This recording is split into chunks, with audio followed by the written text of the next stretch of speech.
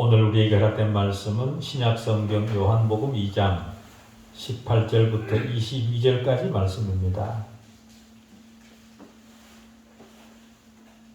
신약성경 요한복음 2장 18절부터 22절까지 말씀 봉독해 드리겠습니다. 이에 유대인들이 대답하여 예수께 말하기를 네가 이런 일을 행하니 무슨 표적을 우리에게 보이겠느냐? 예수께서 대답하여 이르시되 너희가 이 성전을 헐라 내가 사흘 동안에 일으키리라. 유대인들이 가로되 이 성전은 46년 동안에 지었거늘 네가 3일 동안에 일으키겠느냐 하더라. 그러나 예수는 성전된 자기 육체를 가리켜 말씀하신 것이라. 죽은 자 가운데서 살아나신 후에야 제자들이 이 말씀하신 것을 기억하고 성경과 예수께서 하신 말씀을 믿었더라. 아멘. 은혜의 선물로 소망과 구원을 주신 하나님 아버지, 하나님 주신 은혜의 진리 앞에 그 진리를 듣는 자로 다시 세워주셔서 감사합니다. 하나님이 주신 진리 안에서만 은혜의 자유를 누리며 모든 것을 참으며 모든 것을 이기며 모든 것을 희생할 줄 아는 우리에게 해주십시오. 하나님이 주신 진리로 인해 세상을 향해 죽으며 하나님 안에서 승리하게 해주십시오. 하나님에 대한 참된 지식은 하나님의 택하신 백성에게만 주어진 특권이자 하나님께서 구속하신 인간의 삶의 궁극적 목표임을 압니다. 그 목표를 더 명확히 하는 말씀 되게 해주십시오. 우리가 가진 모든 좋은 것은 우리 자신으로부터 온 것이 아니라 하나님 말씀으로부터 옴을 고백합니다.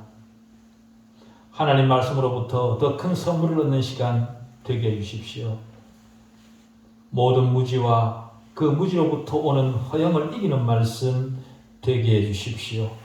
우리 주 예수 그리스도 이름으로 기도하옵나이다. 아멘.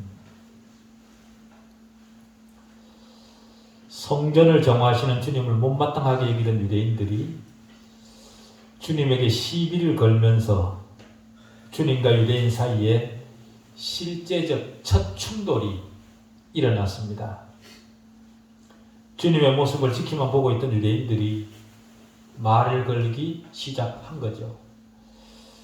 복음서에는 주님과 유대인들, 다시 말해 주님과 바리새인들이나 서기관들과 논쟁하는 모습이 많이 나옵니다.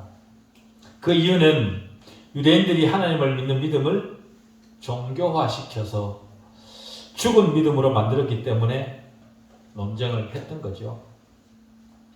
유대인들의 이런 모습은 모양만 바뀌었을 뿐 현대 교회에서도 굉장히 많이 발견되는 그런 모습입니다.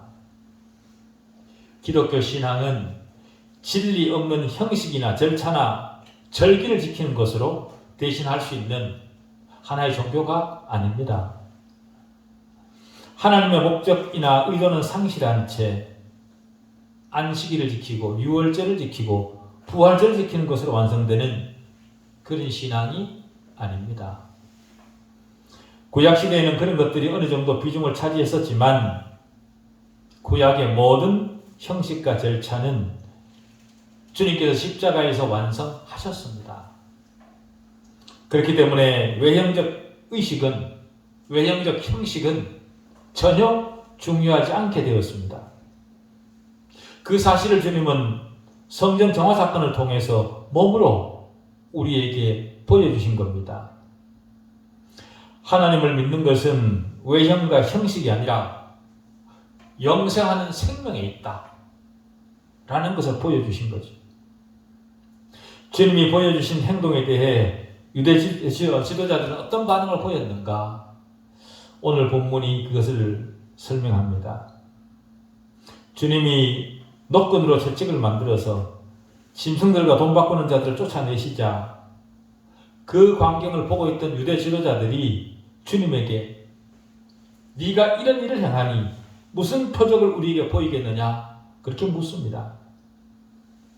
이들의 질문의 의도는요, 네가 제사장도 아니면서 성전에 들어와서 마치 네가 성전의 주인처럼 행세를 하고 있으니 네가 그러할 자격이 있다는 것을 증표를 통해 증명해 보여라 라는 말인 거죠. 무슨 표적을 우리에게 보이겠느냐? 저들은 자신들이 인정할 수 있도록 충격적이고도 특별한 표적을 보여달라, 그렇게 반협박을 하고 있는 겁니다. 그런데 저들의 요구를 처리하시는 주님의 방법을 한번 잘 보십시오.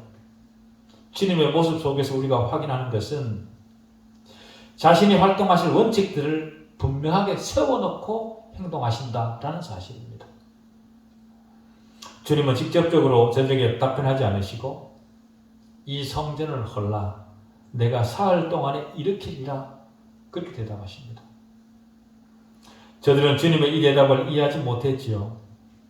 왜냐하면 주님의 대답이 간접적이기도 했지만 주님의 이 대답은 주님 자신의 부활에 대한 예언이었기 때문에 그들이 알아들을 리가 없었습니다. 저들은 이해하지 못했지만 본문은 분명하게 밝히기를 예수는 성전된 자기 육체를 가리켜 말씀하신 것이라 그렇게 말합니다. 저들은 유대교 전통에 매여 있어서 영적으로 죽은 상태에 있었습니다.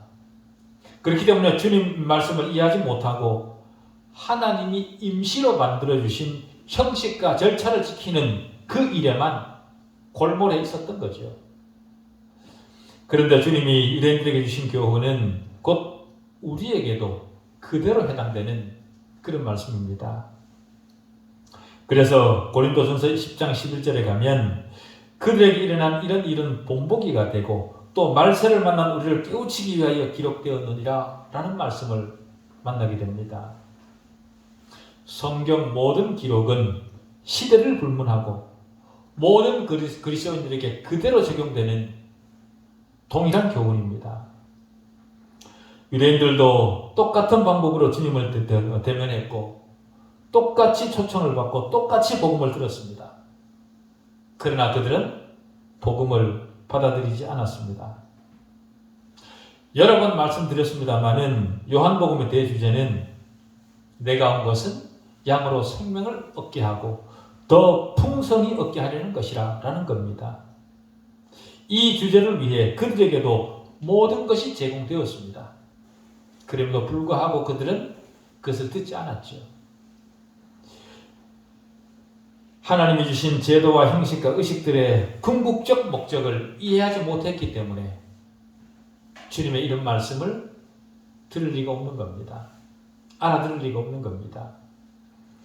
영생하는 생명에 대해 무지한 채 여전히 죽은 형식에 매여 있었던 거죠.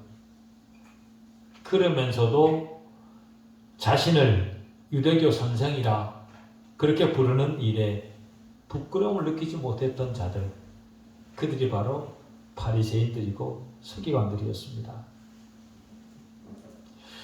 여기에서 인간이 얼마나 형편없는 존재인가를 우리는 보게 되는데요. 사람은 옳은 방법으로 시작을 하지만 결국에는 잘못되는 그런 존재라는 것을 우리는 여기서 보게 됩니다. 왜 그렇습니까? 자신이 하는 일에, 내가 하는 일에는 오류가 없다 라고 생각을 하기 때문에 그런 어리석은 자리에 가게 되는 겁니다. 그러나 우리는 내가 옳은 방법으로 시작했다는 바로 그 사실이 나로 계속해서 옳게 가도록 하는 보증이 되지는 못한다라는 사실을 기억해야 됩니다.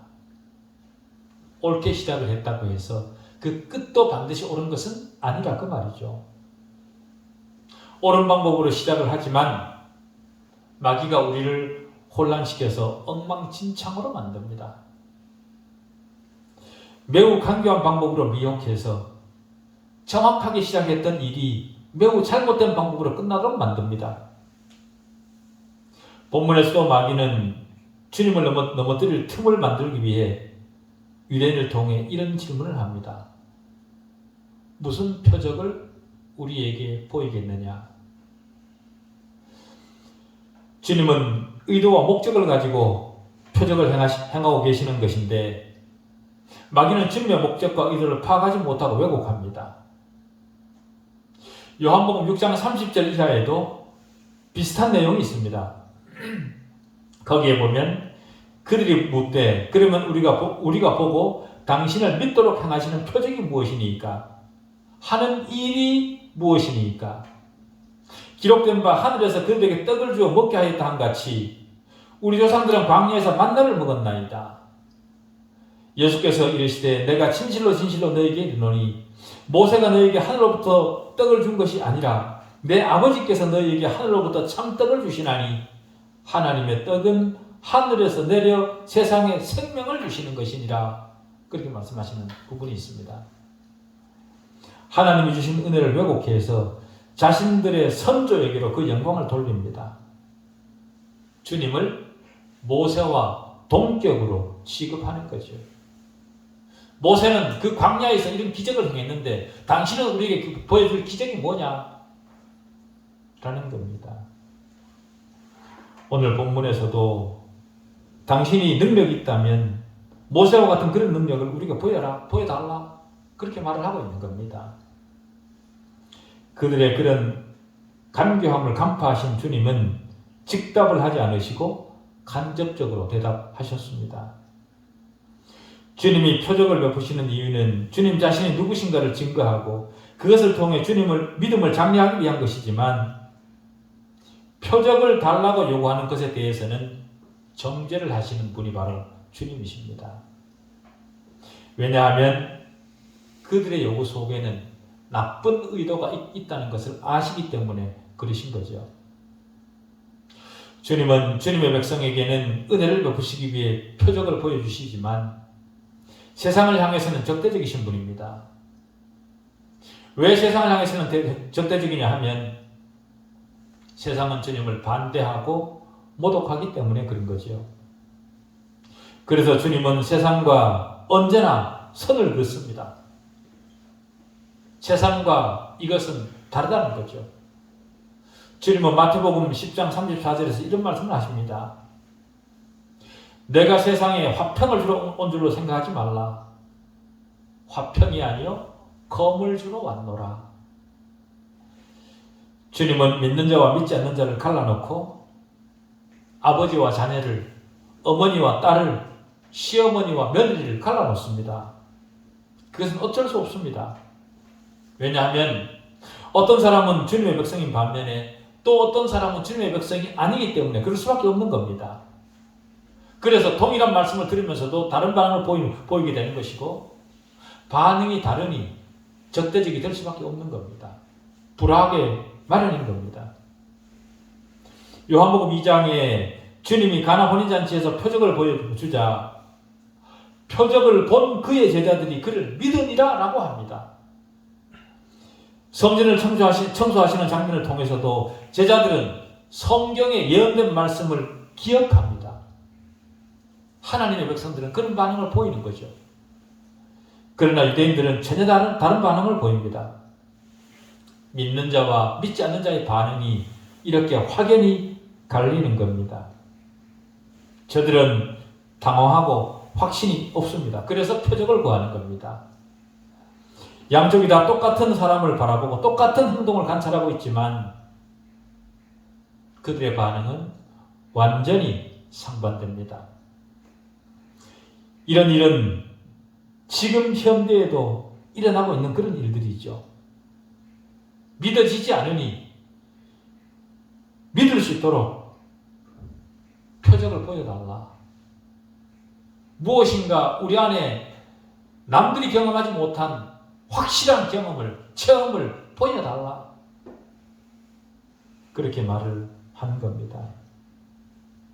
표적을 구하는 자들을 향해 주님은 마태복음 12장 39절에서 악하고 음란한 세대가 표적을 구한다. 그렇게 하셨습니다. 악하고 음란한 세대가 표적을 구하는 이유가 무엇이겠습니까? 저들이 표적을 구하는 이유는 믿지 못하겠다는 겁니다. 유대 지도자들이 표적을 요구하는 것과 갈릴리 가나에서 주님의 모친이 요구했던 것 사이에 나타난 차이점을 통해서도 저들의 의도를 파악할 수 있습니다. 마리아는 부족한 것을 채워달라는 그런 요구이지만 여기 유대 지도자들은 믿지 못해 생긴 자신들의 의심을 해결해 달라는 겁니다. 믿는 자가 부족함을 채워달라는 것과 믿지 못해 믿을 수 있는 거리를 제공해 달라는 그것은 완전히 다른 거죠. 세례 요한도 주님을 의심하는 듯한 질문을 합니다. 오실 그이가 당신 오니이까? 아니면 우리가 다른 일을 기다려오니까? 그런 질문을 합니다. 주님을 증거했던 요한이 혼돈에 빠진 것 같은 그런 질문처럼 보입니다. 그러나 요한의 이 질문은 여기 유대인들과 똑같은 마음이 아닙니다. 성경이 증언하고 있는 사실을 빨리 보고 싶은 간절함과 믿음에서 나오는 요청인 거죠. 이처럼 믿는 자와 믿지 않는 자의 반응은 다릅니다. 반응이 다르니 불화가 생기는 거죠. 그런데 우리가 비록 그리스도인이라 할지라도 우리도 자칫 잘못된 방법으로 표적을 구할 수 있다는 사실을 염두에 두고 우리는 늘 그런 것들을 조심하는 그런 생각을 해야 됩니다. 잘못된 방법으로 표적을 구하는 것은 주님으로부터 비난을 받을 수도 있습니다. 악하고 음란한 세대가 표적을 구한다. 그렇게 얘기를 합니다. 여기서 악하다라는 말은 전적으로 잘못된 태도, 즉 거룩과는 적대적이고 반대되는 태도, 그런 태도를 말합니다. 그것은 하나님과의 관계에 잘못이 있다. 하나님과의 관계에서 잘못이 있다. 그것을 나타내는 거죠. 이런 상태에 있는 사람은 표적이 주어지면 그 표적을 제대로 파악하지 못할 확률이 높습니다. 왜냐하면 그리스도에 대한 그의 전체적 태도가 잘못되어 있기 때문에 그런 거죠. 그래서 주님은 여기서 노건으로 만든 조그만 채찍으로 장사하는 자들을 쫓아내셨습니다. 나사렛에서 목수를 하던 초라해 보이는 사람, 그런 그가 그 작은 채찍을 휘두른다고 저들이 순순히 쫓겨나가겠습니까? 그러나 저들은 무엇인가를 감지하고 성전에서 쫓겨나갔습니다. 그것이 바로 표적인 거죠. 기적인 거죠. 그런데도 저들의 눈에는 그 충격적 표적이 보이지 않습니다. 왜 그렇습니까? 주님에 대해 무지한 탓입니다. 그러면서도 또 다른 것을 요구를 합니다. 자기들이 원하는 것을 보여줘야 그래야 믿겠다는 겁니다. 그것이 언제나 문제의 본질이죠. 마태복음 12장에서 주님은 바리새인들 앞에서 악령에 사로잡힌 불쌍한 사람으로부터 귀신을 쫓아내 주셨습니다. 그런 현장을 두 눈으로 보았으면서도 여전히 그들은 표적을 구합니다. 다시 말해 저들은 영적인 것을 볼 수도 그것을 받아들일 수도 없었던 겁니다. 그래서 눈으로 직접 확인되는 특별하고 극적인 것을 요구하는 겁니다. 그것이 바로 악한 본성의 단면입니다. 본성이 약하니 영적인 일을 알아보지 못하는 것은 너무도 당연한 거죠.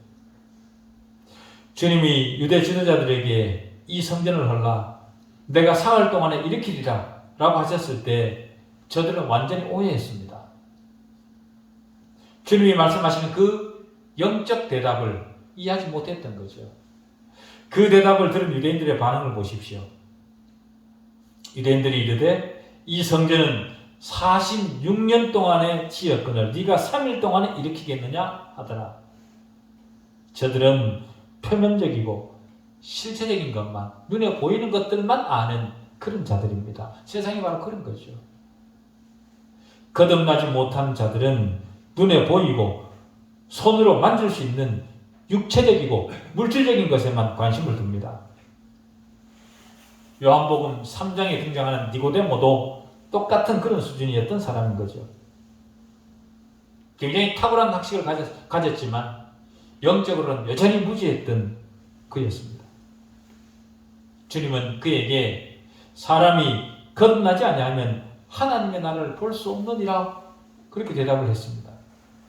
주님의 그 말에 니고데모의 대답을 보십시오. 그의 대답에서 영적인 부분은 전혀 발견되지 않습니다. 그래서 사도 바울은 고린도전서 2장 14절에서 육에 속한 사람은 하나님의 성령의 일들을 받지 아니하나니 이는 그것들이 그에게는 어리석게 보이며 또 그는 그것들을 알 수도 없나니 그런 일은 영적으로 분별되기 때문이라 그렇게 말을 했습니다. 영적으로 무지하기 때문에 눈에 보이는 것만 찾는 겁니다. 그것이 전부인 줄 아는 거죠. 그것이 바로 악한 세대의 특징입니다. 인생이 뭐 있냐? 돈이 최고지. 그렇게 말하는 겁니다. 주님은 표적을 구하는 자들의 요청을 허용하지 않으십니다. 마귀는 광야에서 주님을 시험할 때 주님께 똑같은 요구를 한 적이 있습니다. 네가 만일 하나님의 아들이거든 이 돌들에게 명령하여 떡이 되게 하라. 이 말은 표적을 보이라 그 말 아닙니까?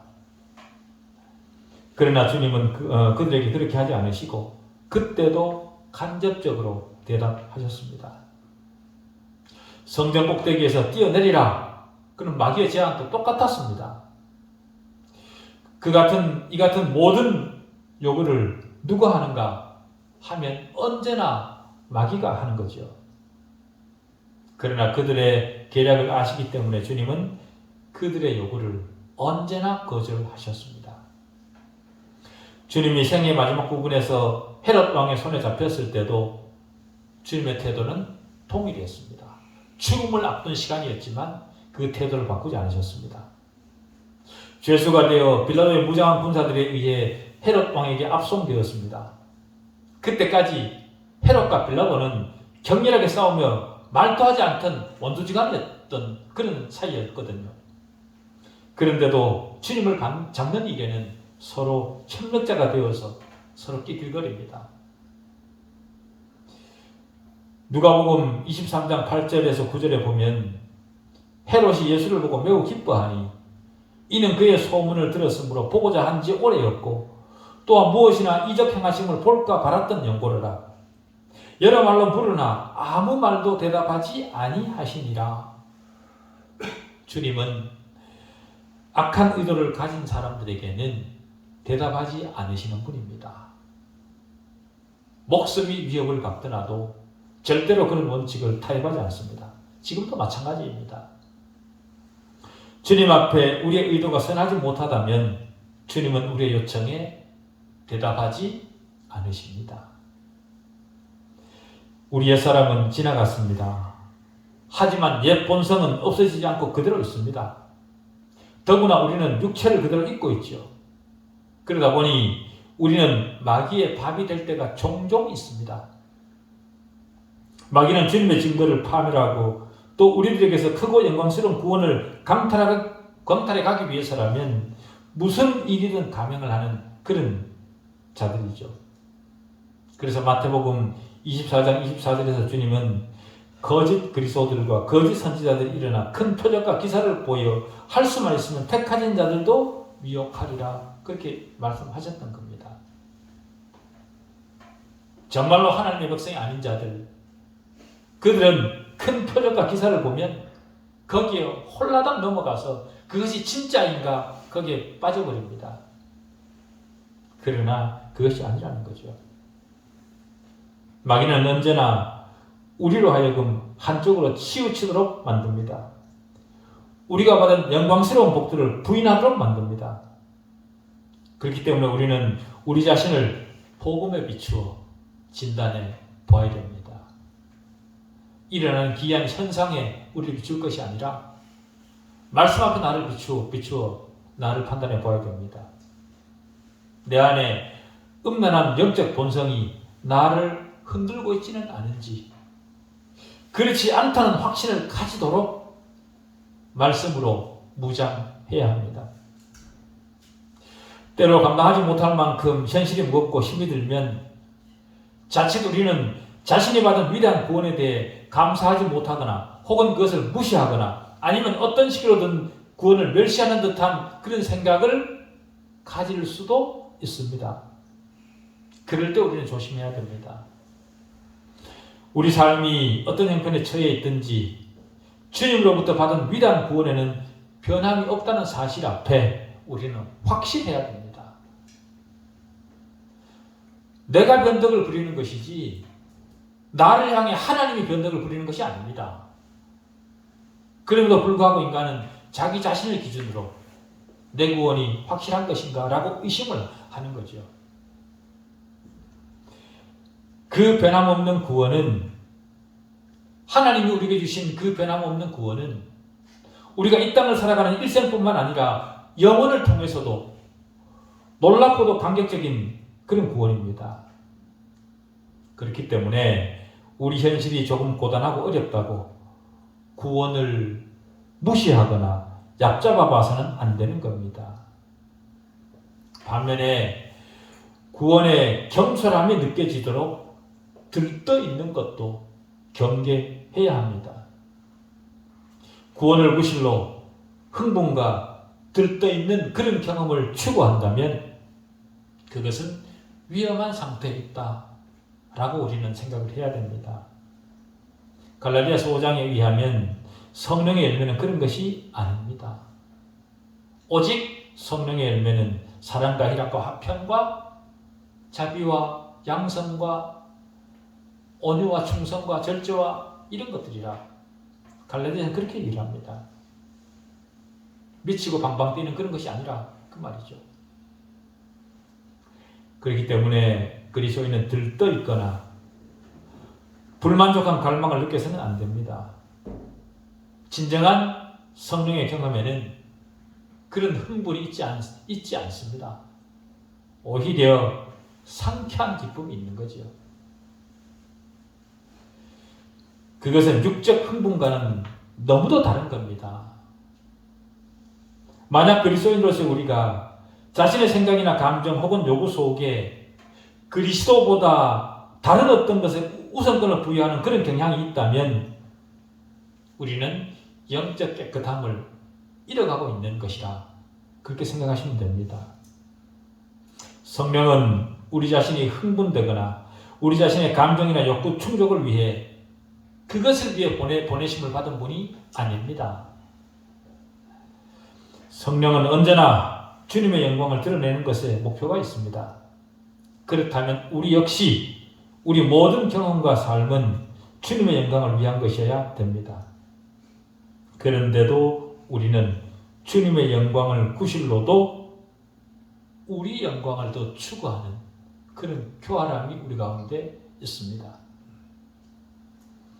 주님이 우리에게 은사를 주시는 이유도 마찬가지입니다.